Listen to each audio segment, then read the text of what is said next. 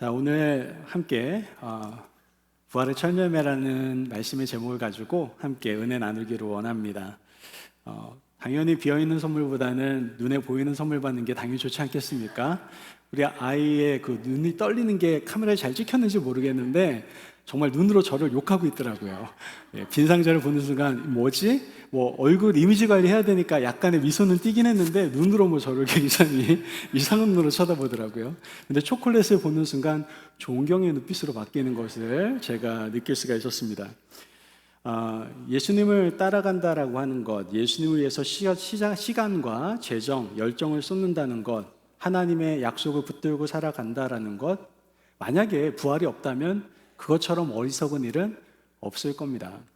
여러분, 지금 부활주일 지나고 난 다음에 보통 월요일날 쉬는 학교도 많고요, 연휴를 즐기는 직장도 많을 겁니다. 절호에 놀러 갈 수 있는, 휴일을 즐길 수 있는 그러한 시간임에도 불구하고 이 시간에 나와서 예배드리는 이유가 뭡니까? 정말 부활이 없다면 당장 우리가 좋아하는 일을 하고, 또한 내가 추구하는 것들, 이런 것들을 욕심내는 것, 어떻게 보면 당연한 것이고 잘하는 것이고 그런 사람이 더 똑똑한 사람이라고 말할 수 있을지도 모르겠습니다. 그러나 오늘 본문에서는 그것이 아니다라고 얘기를 하고 있습니다. 오늘 본문이 어떻게 시작되죠? 그러나 이렇게 시작되거든요. 그러나, 이 그러나 앞에는 부활이 없다면 모든 내용들을 자세하게 설명을 해주고 있습니다. 정말 부활이 없다면 너희들은 바보 같은 정말 일을 하고 있는 거다라는 이야기를 설명하고 있죠. 그러나 오늘 본문에서 그러나라고 말하면서 부활이 실제로 있다라는 것을 우리에게 말씀해주고 있습니다. 그 증거가 무엇입니까? 오늘 우리가 빈 상자를 보여줬던 것처럼 예수님의 빈 무덤이, 바로 그 빈 무덤이 예수님께서 부활하셔서 우리의 첫 열매가 되셨음을 증거해 주고 있다라는 것이죠. 많은 사람들은 비어있는 것, 아무것도 없는 것은 무의미하다라고 생각하지만 믿음의 사람들은 그렇지 않습니다. 그 빈 무덤 안에 그 의미는 우리에게 생명을 주시고 우리로 하여금 죄의 모든 권세를 깨뜨리시고 또한 우리를 죽음에서 구하시기 위해서 부활하신 놀라운 예수님, 그 부활의 주님의 놀라운 의미가 그 안에 담겨져 있다는 것이죠. 여러분, 우리가 인간으로서 분명히 알 수 있는 진리가 한 가지 있습니다. 그게 뭡니까? 인간은 죽습니까? 안 죽습니까? 누구나 죽는다라는 겁니다.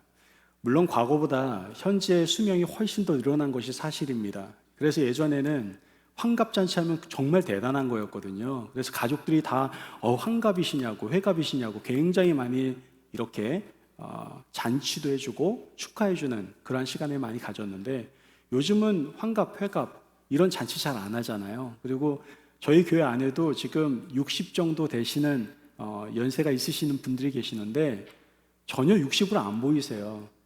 여러분, 축복입니다. 저희 교회의 축복은 뭐냐면은 오시면 다 동안이 되세요. 그래서 80이 되셔도 60이 되셔도 제 눈으로 볼 때는 한 20, 30대밖에 안 돼 보이세요. 얼마나 큰 축복인지 모르겠습니다. 어찌됐든 수명이 연장됐습니다.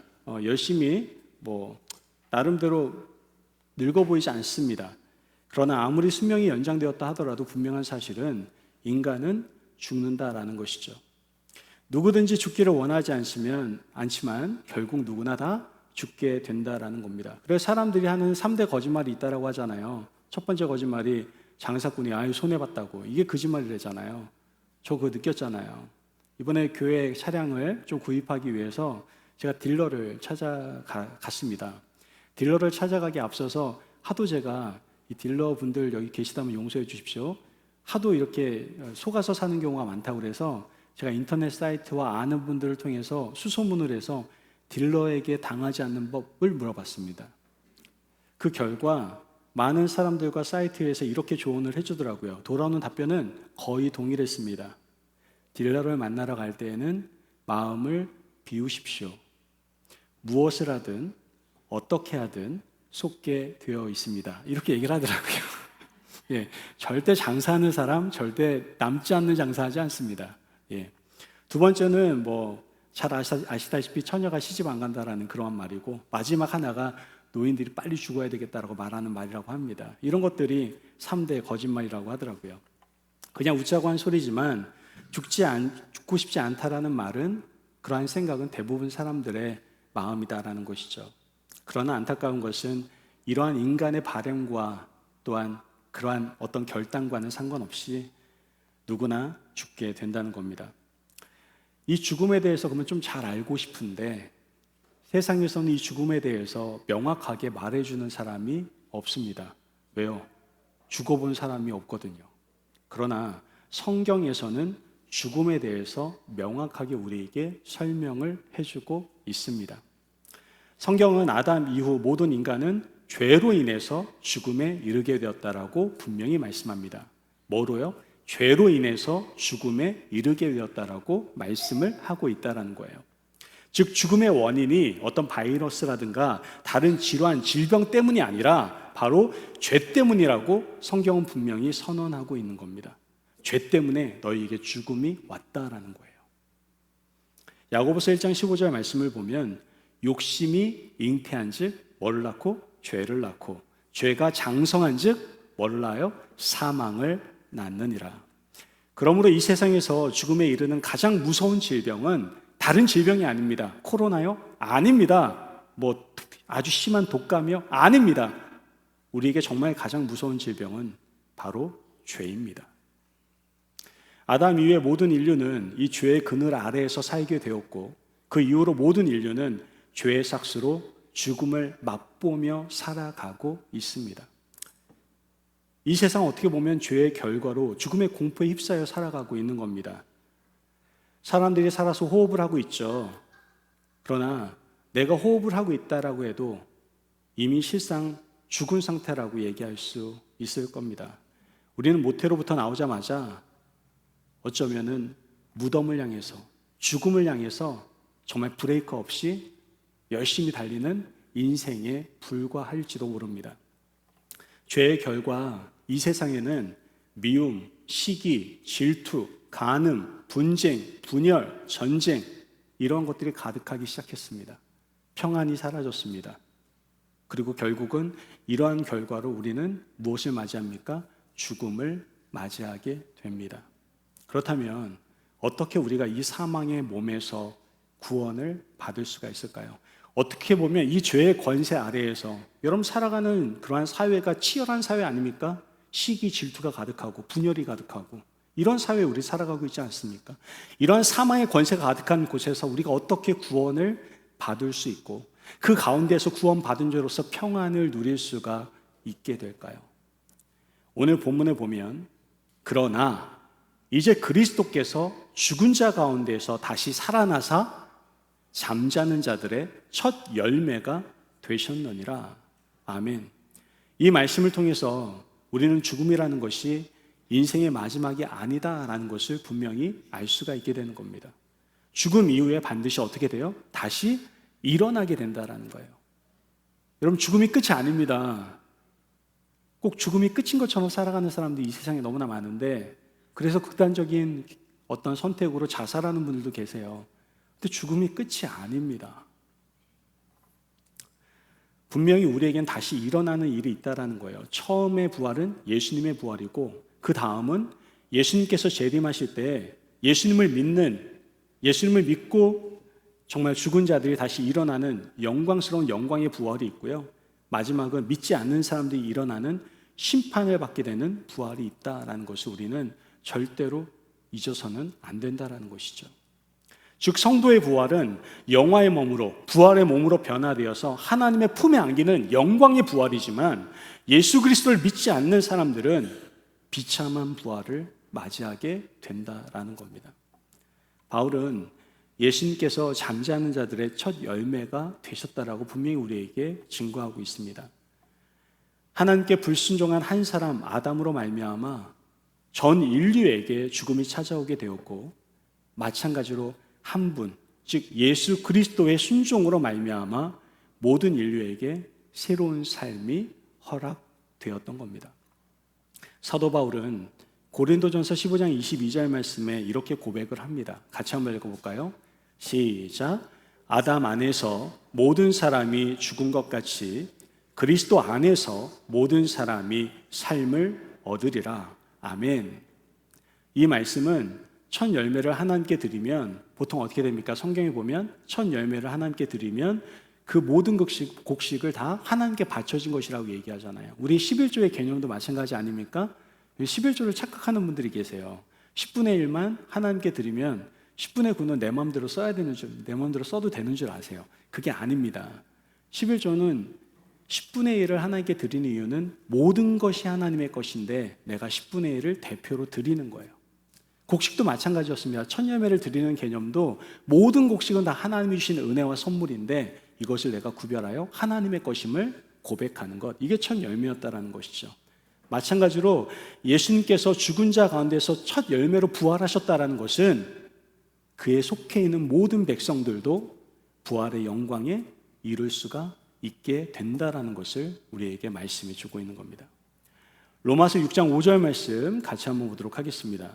로마서 6장 5절 말씀입니다. 시작. 만일 우리가 그의 죽으심과 같은 모양으로 연합한 자가 되었으면 또한 그의 부활과 같은 모양으로 연합한 자도 되리라. 아멘. 말씀처럼 누구든지 예수 그리스도와 연합하기만 하면 부활의 영광에 이를 수 있다라고 우리에게 말씀해 줍니다. 그러므로 죽음의 문제를 해결하는 방법은 무엇입니까? 바로 예수 그리스도와의 관계성. 좀 더 쉽게 우리 신앙생활할 때 자주 사용하는 용어로 말하면 예수님을 믿는 겁니다. 믿는 거.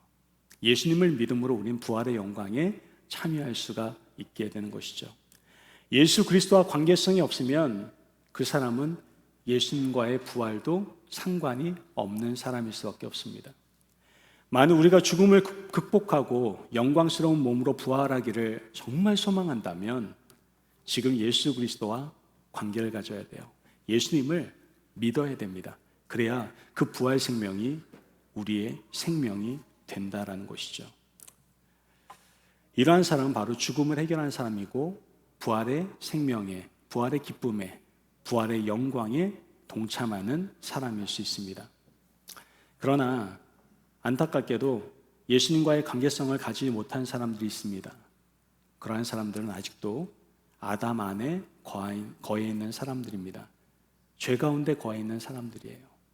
그런 사람은 늘 죽음의 그늘 아래에 살아갈 수밖에 없다라는 것이죠. 우리는 아담 안에서 빠져나와 예수님과 이제 관계를 맺어야 됩니다. 예수님께서 바로 우리의 부활의 첫 열매가 되어 주셨기 때문입니다. 예수님 안에 있을 때 그래서 행복할 수가 있는 거예요. 예수님 안에 있을 때 이젠 우리가 평안을 누릴 수가 있게 되는 겁니다. 그 부활의 영광으로 말이죠. 그래서 찬송 가운데 이런 찬양 있지 않습니까? 주 안에 있는 나에게 딴 근심이 있으랴 십자가 밑에 나가 내 짐을 풀었네. 아멘. 여러분, 오직 주님 안에 내가 근심이 없는 거예요. 내가 왜 근심이 있습니까? 내가 왜 걱정이 있습니까? 왜 내 안에 두려움이 있습니까? 다른 이유가 아닙니다. 죄의 권세 아래에 있기 때문에 그렇습니다. 혹시나 여러분 가운데 불안과 걱정과 근심 가운데 살아가는 분들이 계십니까? 그렇다면 이제는 주님 안에 관계를 맺으십시오. 예수님을 믿으십시오. 그때 우리가 부활 생명 안에서 참 평안이 저와 여러분 가운데 임하게 될 줄을 믿습니다. 아멘. 그래서 예수님이 우리의 첫 열매가 되어 주신 겁니다. 그러므로 이제 죄로 인한 죽음의 문제, 이런 문제에 매여 살지 마시고 부활 생명을 누리며 살아갈 수 있는 저와 여러분이 되어야 될 줄을 믿습니다. 아멘. 그런데 안타까운 것은 이러한 부활의 생명을 누리고 살아가야 됨에도 불구하고 내가 이렇게 살아가는 것 같았는데 조금 시간이 지나니까 이 부활에 대해서 의심하는 사람들이 있다라는 것이죠. 성경상에도 이 시대에도요, 이 부활의 생명을 누렸는데 또 시간이 지나니까 이 부활에 대해서 의심하는 사람들이 생기기 시작합니다. 예수님께서 무덤을 해치고 일어나셔서 세상에 참 소망이 되어주지 않았습니까? 그런데 예수님의 흩어진 제자들을 다 만나셔서 그들에게 부활의 참된 기쁨을 누리게 하셨는데, 그 만났던 제자들이 시간이 지남에 따라서 어떻게 돼요? 죽었잖아요. 다 죽게 되잖아요. 그러다 보니까 점점점 이 부활에 대해서 의심하는 사람들이 생겨나더라라는 겁니다. 어떤 사람들은 죽은 자 가운데 부활은 없다, 이런 사람도 있고요. 또 그때 당시에 유행하던 헬레니즘 사고에 의해서 이원론을 받아들여서 이게 죽음이라는 게, 부활이라는 게 육의 부활이 아니라 내 몸이 부활하는 게 아니라 정신적인 부활을 얘기하는 거야 라고 하는 사람들이 생기기 시작합니다. 이러한 잘못된 부활에 대한 의심들이 어디에서부터 시작되는 거예요? 고린도 교회에서 시작되고 있었다라는 것을 오늘 성경은 말하고 있는 겁니다. 사도 바울은 굉장히 속이 상하는 거예요. 그렇게 내가 예수님이 첫 열매가 되어주셨다고 부활의 기쁨을 누리며 살아가라고 그렇게 신앙을 기르기에 도와줬는데, 시간이 지남에 따라서 그 부활에 대한 잘못된 의심들이 계속해서 일어나니까 사도 바울은 굉장히 마음이 힘들었던 것이죠. 그래서 사도 바울은 고린도 교회에 보내는 편지를 통해서 예수 그리스도의 부활에 대해서 다시 한번 확신을 심겨주기 위해 그 글로 적어서 그들에게 보내는 것을 우리는 알 수 있습니다. 문제는 오늘 이 시대에 살아가는 우리도 부활에 대해서 의심하며 살아가는 사람들이 있다라는 겁니다. 지나치게 합리적인 것을 강조하는 현대인들은 부활을 그냥 신화적인 걸로 생각합니다. 그래, 좋았던 어떤 하나의 이야기지라고 생각을 합니다. 어떤 사람들은 이거 그냥 예수님께서 부활하셨다는 그러한 정신적인 것들을 본받아야 되는 거야 라고 치부하는 사람들도 있습니다. 우리의 몸의 부활을 전혀 믿지 않는 사람들이 너무나 많다라는 것이죠. 그러나 예수님의 부활은 빈 무덤이 바로 그 증거이고, 또한 성경이 증거하고 있으며, 예수님의 부활에 대해서 이미 역사적으로 500명의 사람들이 그 장면을 목격했다라는 것을 볼 때 역사적인 사실이다라는 것을 우리는 잊지 말아야 됩니다. 또한 이 예수님의 부활은 지금도 우리 가운데 역사되어져서 부활을 믿고 있는 우리들은 부활의 열매로서 아름다운 삶을 살아가고 있다라는 것이죠. 여러분이 이 자리에 나온 이유는 무엇입니까? 부활의 예수님을 만나서 그런 거 아닙니까? 저는 이 자리에 왜 있습니까? 저도 노는 거 굉장히 좋아하는데 전 여기 도대체 왜 있는 겁니까? 여기 서서 말하고 있는 나는 누구고 난 뭐하고 있는 거지? 라고 생각하고 있는 겁니까? 아니에요. 저는 부활하신 예수님으로 인하여 기쁨이 넘칩니다. 마음의 평안이 넘치고요. 그분만이 나의 영원한 생명임을 고백할 수밖에 없습니다. 그래서 이 자리에 서 있는 거예요. 이러한 증인들이 지금도 이 전 세계에 너무나도 많이 있다는 것이죠. 여러분, 분명한 것은 예수님께서 죽은 자 가운데에서 사흘 만에 다시 살아나셨다는 겁니다. 이 사실을 믿고 고백하는 사람은 부활의 영광에 동참할 수가 있게 되는 겁니다. 여러분, 그러면 이렇게 생각할 수 있어요. 내가 어떻게 부활하신 예수님을 확신할 수 있습니까? 믿어야 돼요. 무슨 믿음이요? 예수님을 믿는 가운데서 예수님이 그것을 믿을 수 있도록 도와주시는 거예요. 우리의 신앙은요, 내가 믿는 게 아니에요. 알고 보면 내가 예수님을 알아가면 알아갈수록, 그분을 믿으면 믿을수록 예수님께서 우리에게 그 생각의 복과 믿음의 복을 넓혀주시는 것을 경험할 수가 있게 됩니다. 그러므로 오늘 시간에 더욱더 우리가 이러한 분명한 사실을 믿음으로 부활의 영광에 동참하는 주님의 아름다운 백성들 되시기를 주의 이름으로 축복합니다. 아멘. 마지막으로 우리가 정말 이 부활의 생명을 누리고 살아가고 있다면 우리 또한 뭐가 되어야 돼요? 부활의 열매가 되어야 된다는 것이죠. 부활의 열매가 된다는 것은 무엇입니까? 여러분, 순종입니다. 그래서 부활에서 가장 중요한 것이 믿음으로 나아가는 거라고 한다면, 믿음과 떨어질래야 떨어질 수 없는 것이 있다고 한다면 바로 그것이 순종입니다. 예수님께서도 하나님의 아들로서 우리의 생명 되시기 위해서 행하셨던 어떤 표현과 모습은 바로 순종으로부터 나타나게 되는 것을 우리는 너무나 잘 알 수 있지 않습니까? 어느 시골에 어떤 자매가 있었어요. 그런데 인생이 너무 괴로운 거예요. 여러분도 그러신 분 계시죠? 인생이 너무 고달프다, 너무 힘들다, 이런 분들 계실 겁니다. 신앙생활하면서 믿음으로 이겨나가고 있긴 한데 너무나 힘든 겁니다. 그래서 기도할 때마다 이렇게 기도했어요. 너무 힘들어요. 주님 해도 너무하는 거 아니에요? 저 버리신 거 아니에요? 너무 힘들어요. 이렇게 기도를 했습니다. 어느 날 밤에 그 자매가 꿈을 꿨는데 커다란 십자가를 이 자매가 질질 끌고 가고 있는 거예요. 너무나 큰 거예요, 커도. 그때 예수님을 꿈에서 만나게 됩니다. 그래서 이 자매가 예수님한테 이렇게 얘기를 해요. 참 당돌하기도 하죠. 예수님, 나 너무 힘들어요. 예수님 목공 출신이시잖아요. 나무 좀 잘라주세요. 너무 무거워요. 예수님이 어떻게 하셨을까요? 선하신 분이시잖아요. 잘라줬어요. 예. 그리고 난 다음에 조금 가벼운 상태에서 질질 끌고 가다가 잠에서 깼습니다. 이런 똑같은 꿈을 3번 꾸게 됩니다. 계속해서 그러한 요구를 하게 되죠. 잘랐는데도 무거운 거예요. 또 잘라달라고 그러고 또 잘라달라고 합니다. 그리고 난 다음에 마지막 꿈을 꾸는데 그 꿈에서 요단강이 눈앞에 보이는 거예요. 뒤에 오던 많은 사람들은 자신이 끌고 왔던 커다란 십자가를 요단강에 놓고 그 강을 건너기 시작합니다. 그런데 이 자매의 십자가는 너무 많이 잘라가지고 요단강에 놔도 빠질 것 같은 거예요. 도저히 이게 건너갈 수가 없게 된 것이죠. 자매는 너무나 속상한 겁니다. 너무 속상해서 강가에 털썩 앉아서 주저앉아가지고 주님께 울기 시작합니다. 깜짝 놀라서 이렇게 잠이 깼는데 그때 자매 가운데 주님의 음성이 들리더래요. 뭐라고 하시느냐? 누구든지 나를 따라오려거든 자기를 부인하고 자기 십자가를 지고 따를 것이니라. 부활의 영광에 이르기 위해 예수님과의 관계성을 가지고 믿음으로 살아간다는 것 쉽지 않습니다. 여러분, 믿음의 삶이 쉽습니까? 쉽지 않아요. 영적인 공격도 많고 삶 가운데 우리를 조롱하고 핍박하는 사람들도 너무나 많습니다. 우리가 그러한 길을 걸어가는 것은 어떻게 보면 당연할 수도 있습니다. 왜냐? 예수님께서 걸어가신 길이 십자가의 길이고 고난의 길이었기 때문에 그렇습니다.